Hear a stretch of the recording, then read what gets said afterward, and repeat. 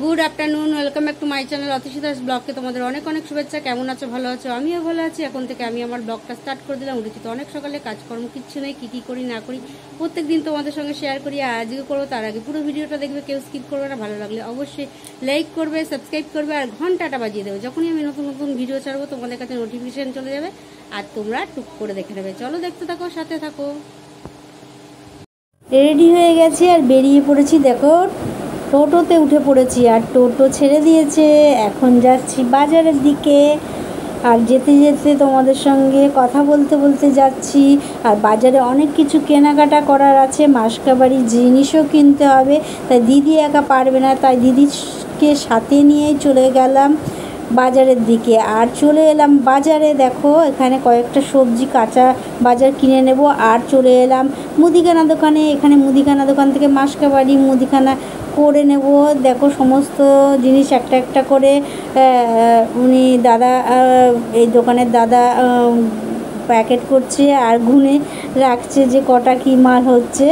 আর আমরা দুজনা বসে আছি, বসে বসে দেখছি, একটা করে বলছি আর দিদি দেখছে কোনটা কি লাগবে সেই বুঝে বলছে। মনে মনে যখন মনে পড়ছে সেটা বলছে, এই এটা দিস, এটা নেই, এই ওটা দিস, ওটা নেই, এই সলনি তেল দিস, এই দিস, ওই দিস, এক এক করে বলছে। আর আমরা দুজনে মিলে বসে আছি আর একজন লিখছে কোনটা কত কি আর একজন প্যাক করছে। চলো আমাদের মুদিখানা বাজার হয়ে গেছে আর চলে এলাম আলুর দোকানে। বাজারের ভেতরে, মেন বাজারের ভেতর ঢুকে পড়েছি। এই বাজারে এখান থেকে আলু পেঁয়াজ কিনে নেবো। এই দেখো নিয়ে বাড়িও চলে এলাম আর বাড়িতে এসে মাল সব নামিয়ে নিচ্ছি। এখানে সমস্ত বিস্কুট টিস্কুট সমস্ত কিছু কেনা হয়ে গেছে আর দুটো একদম বড় বড় ব্যাগ ভর্তি করে মাল নিয়ে চলে এলাম দুজনে মিলে।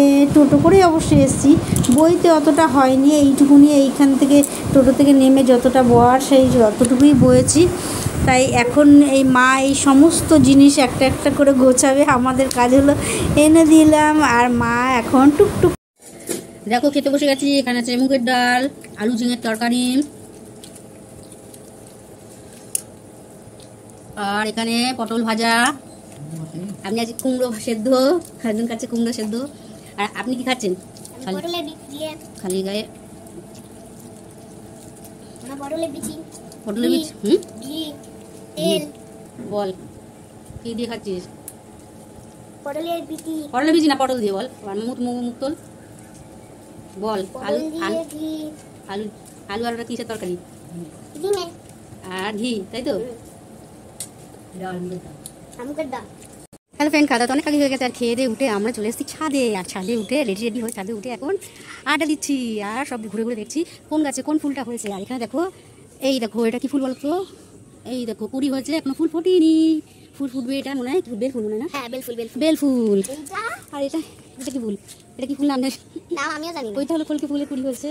এইটা কলকে ফুলের কুড়ি, এইটা চিনি। এই যে এখানে নীলকণ্ঠ ফুল আর এইগুলো ছোটো ছোটো ফুল হচ্ছে। যাই হোক এখন আমরা ছাদে চলে এসেছি আর ছাদে উঠে দেখো ফুল কুড়ি সামান্য ছোটো গাছ সবাই ফুটেছে আর ছোট্ট কুড়ি হয়েছে। এই যে তোর হাতটা সরা, ছোট্ট কুড়ি হয়েছে। আর এখানে কৃষ্ণ তুলসী গাছ, রাধা তুলসী গাছ সমস্তটাই হয়েছে। আর এই যে দৌড়ে দৌড়ে ঘুরে বেড়াচ্ছে আর ছাদের মধ্যে এটা ওটা ছুটছে আর আমার গায়ে ধুমধাম করে ছুটিস নি, বকছি তখন থেকে তোকে। এই করে বেড়াচ্ছে। আর আজকে তো রেডি হয়ে গেছি আর বেরিয়ে পড়বো এখন। তাই রেডি হচ্ছি, পুরোই রেডি, একদম রেডি। এরকম করে যাবো কারণ হালকা ফুলকা আছে আকাশে। ওয়েদারটা দারুণ ওয়েদারটা, কিন্তু মেঘ হচ্ছে আবার রোদ উঠছে। মানে ওই দেখো সূর্য মামার দিকে দেখো কেমন দেখা যাচ্ছে কিনা জানি না, কতটা কি দেখা যাচ্ছে বলতে পারবো না, তাও দেখার চেষ্টা করাচ্ছি তোমাদেরকে। চলো আবার পরে তোমাদের সঙ্গে কথা বলি। হ্যালো ফ্রেন্ড, এখন আমি রেডি হয়ে গেছি আর বেরিয়ে পড়বো। এখন যাবো বাড়ির পথে। চলো যাই, টাটা। আর আমায় কেমন লাগছে আর আমার হেল্পারকে কেমন লাগছে তোমরা কমেন্টের মাধ্যমে জানিও। আমরা রেডি হয়ে গেছি আর বেরিয়ে যাচ্ছি, টাটা।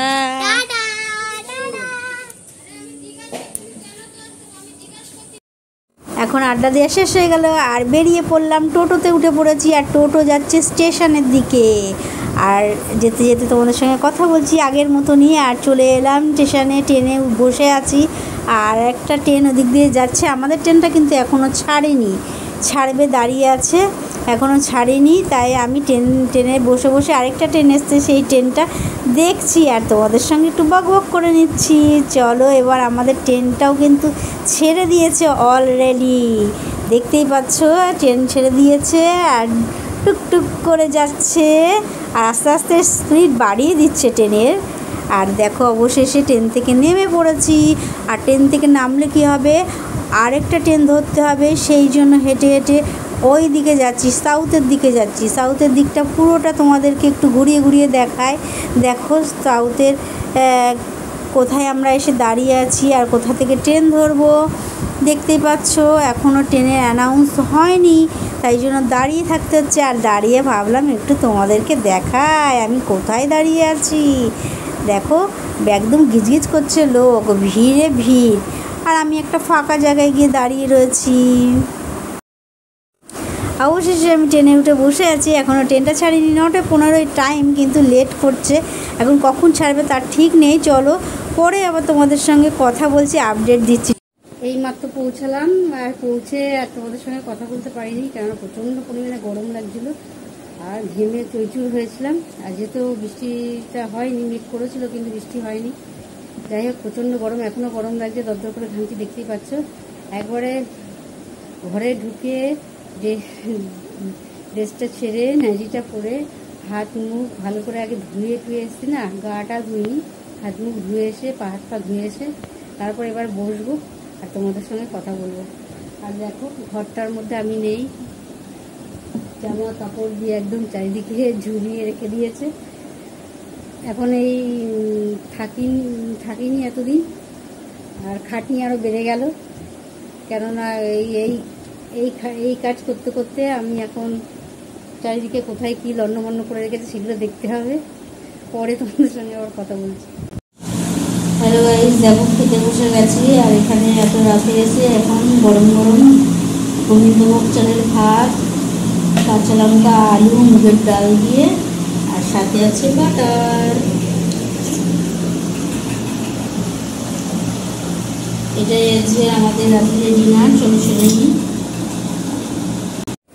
এই মাত্র খাওয়া দাওয়া শেষ হলো, আর খেয়ে দিয়ে উঠে বাসনগুলো মেজে একটু জায়গাটাকে মুছে তারপর তোমাদের সঙ্গে কথা বলতে এলাম। আজকে আর গ্যাসটা মুছিনি, কেননা তেমন তো কিছু রান্না করিনি, মুছে টুছে গিয়েছিলাম বাড়িতে, আর ও তো গ্যাসের আর কোনো কাজ হয়নি, সেই জন্য আর গ্যাসটা মোছা হলো না। নিরামিষ রান্না করেছি, সিদ্ধ ভাত করেছি, তোমাদের সঙ্গে তো শেয়ার করলাম। গোবিন্দভোগ চালের ভাত, আর তার মধ্যে মুগের ডাল, আলু আর কাঁচা লঙ্কা আর নুন দিয়ে ভাতটা করেছি। আর তার উপরে দিয়ে দিয়েছি বেড়ে, তার উপরে দিয়ে দিয়েছি বাটার দিয়ে মেখে খেয়ে নিয়েছি। এটাই দারুণ খাবার না, দারুণ খাবার, আর তৃপ্তি করেও খাওয়া যায়। এটা ছিল আজকে রাত্রে ডিনার শেষ করে সমস্ত কাজ সেরে তারপর তোমাদের সঙ্গে ভাবলাম ব্লগটা শেষ করতে হবে, তা আসতে তো হবেই। আর আজকে তো একজনকে তোমরা নিশ্চয়ই মিস করছো, তাই তো? হ্যাঁ, আমার হেল্পার, মেয়েকে মিস করছো, সে তো নেই। আর আমি চলে এসেছি বাড়িতে, মানে আমার শ্বশুর বাড়িতে চলে এসেছি। আর ছিলাম তো বাবার বাড়িতে, সেই কদিন খুব আনন্দ করে মজা করে কাটিয়েছি, আর তোমাদের সঙ্গে একটু শেয়ার করেছি। আর এখন আজকের দিনটা ভালোই গেছে, আজকের দিনটা তেমন কোনো বৃষ্টি হয়নি, ভালোই গেছে দিনটা। আর মনটাও খারাপ, এতদিন ছিলাম, চলে এলাম, মেয়েটাও মনটা খারাপ হয়ে গেছিলো, আমি ছিলাম না, আমার পিছনে লাগতো, ওর পিছনে আমি লাগলাম, এই করে খুনসুটি করতাম। আর এখন ও একা হয়ে গেছে মানে না, দিদি রয়েছে, মা রয়েছে, সবাই রয়েছে। আর আমি থাকলে আমার সঙ্গে একটু বেশি আর কি আড্ডা করে, মানে এই যে ভিডিও করি, ও একটু পছন্দ করে আর কি, দৌড়ে চলে আসবে যখন তুমি ব্লগ করতে যাই, আমিও থাকবো বলে চলে আসে। তাই হলো কথা। আর আবার একঘেয়ে জীবন কতদিন ভালোই কাটলো, আর খুব মজা করে কেটেছে। মজা করে কাটলে কী হবে, একটা খুব দুঃখের মানে কথা যে একটা দিনও বেরোতে তেমনভাবে কোথাও ঘুরতে পারিনি এই বৃষ্টির জন্য, এটাই দুঃখের কথা। তাছাড়া এমনি সবই ভালো, তাই বৃষ্টির জন্য কোথাও যেতে পারিনি। ভাবলাম বান্ধবীদের সঙ্গে, ওদের সঙ্গে দেখা করবো, করবো কত ভেবেছিলাম, তা কারোর সঙ্গেই তেমনভাবে দেখা করা হয়নি। আর সবাই বলছিল হ্যাঁ এলি, আসলি না। আর কী করবো, বাড়িতে বসে দিন কাটলো, এখানেও তাই ওখানেও তাই, এই বৃষ্টির জন্য। আর আজকের দিনটা ভালোই গেছে, মানে সত্যিই ভালো গেছে। আর ভেবেছিলাম ওখানে গিয়ে নেতৃত্বে হসপিটালে চোখটাও দেখাবো, ওই বৃষ্টির জন্য আর বেরোতে ইচ্ছে করে না। আর বৃষ্টিতে এমনি না, যেই হারে বৃষ্টি হয়েছে, মুসুলধারায় বৃষ্টি, যখন বেরোবো ভাবিস তখন বৃষ্টির মধ্যে আর কোথাও যেতে ইচ্ছে করে না। তারপরে এই দিদি আসে, রান্না একা তো যেতে ইচ্ছে করে না, তারপর দিদি আসে, রান্না খাওয়া দাওয়া করতে করতে তারপরে আর দিদি ইচ্ছা করে না, আমিও ওরা জোর করিনি, বেচারা সারাদিন কাটাকাটি করে।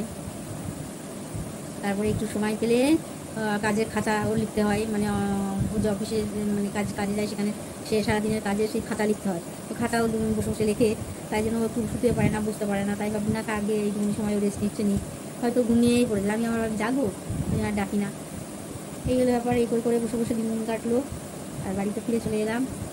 আর বাড়িতে এসে আবার সেই রোজগারের মতন শুরু হয়ে গেল কাজকর্ম। আর কদিন তো কাজ করতে হয়নি, সেদিন গেছে একদিন ঘুমিয়ে ঘামিয়ে। না, আমি বিশেষ করে দুপুরবেলা ঘুমাই না, তোমরা সেটা জানো, অলরেডি জেনে গেছো এখন। আমি বিশেষ ও কাজ থাকুক আর না থাকুক, দুপুরে তো আমি ঘুমাই না, সেদিনকে ঘুমিয়ে পড়েছিলাম। ওই কাজ না থাকলে বৃষ্টি পড়ছে বাইরে, আর বাইরেও বেরোনো যায় না, কার সঙ্গে কথা বলা যায় না, কী করবো, ঘরের মধ্যেই ঘুমিয়ে পড়েছি। মেয়ে ঘুমিয়ে পড়েছে, যে কার সাথে বকবক করবো, সেই জন্য আর কিছু বলা হয় না। মানে আমিও ঘুমিয়ে পড়েছিলাম সেদিনকে। তাছাড়া দুপুরে আমি সাধারণত ঘুমাই না, এই টুকটাক কাজ, বাড়িতে থাকলে তো টুকটাক কাজ করি। চলো, তোমরা কিন্তু আমার ভিডিওগুলো দেখছো না, ভালো করে একটু দেখো। দেখলে তো তাহলে আরও আমার ইন্টারেস্ট হবে, যে না হ্যাঁ, আগ্রহটা থাকবে, ইচ্ছাটা বাড়বে, যাতে আমি আবার কালকে ছাড়বো, আবার কালকে ছাড়বো, আবার কালকে ছাড়বো। আর যদি না মন ভেঙে যায় তাহলে আর করতে ইচ্ছে করে না, ভিউজ হচ্ছে না, হচ্ছে না, হচ্ছে না, কেউ দিচ্ছে না, দিচ্ছে না, দিচ্ছে না। এই করে করেই তো দিন কাটছে, কবে কী হবে জানি না। যাই হোক, তবুও হাল ছিল না বন্ধু, এইটাই হলো কথা। আর তাই আমি হাল ছাড়ছি না। আর সেটা কথা আছে না, হাল ছিল না বন্ধু, তো ওই রকম কথাটা আমি পুরোটা পূর্ণ করতে পারলাম না। তাই আমি হাল ছাড়ছি না, হাল একদম ধরে রাখছি, পেশেন্ট রাখছি। ধৈর্য তো রাখতেই হবে, ধৈর্য হারালে তো হবে না। আর ঠান্ডা মস্তিষ্কে ধৈর্য রেখে কাজ করতে হবে, আর আমি সেটাই করছি। চলো, আর বেশি বকবক করবো না, আজকের মতন ব্লগটা এখানে শেষ করি। Good night.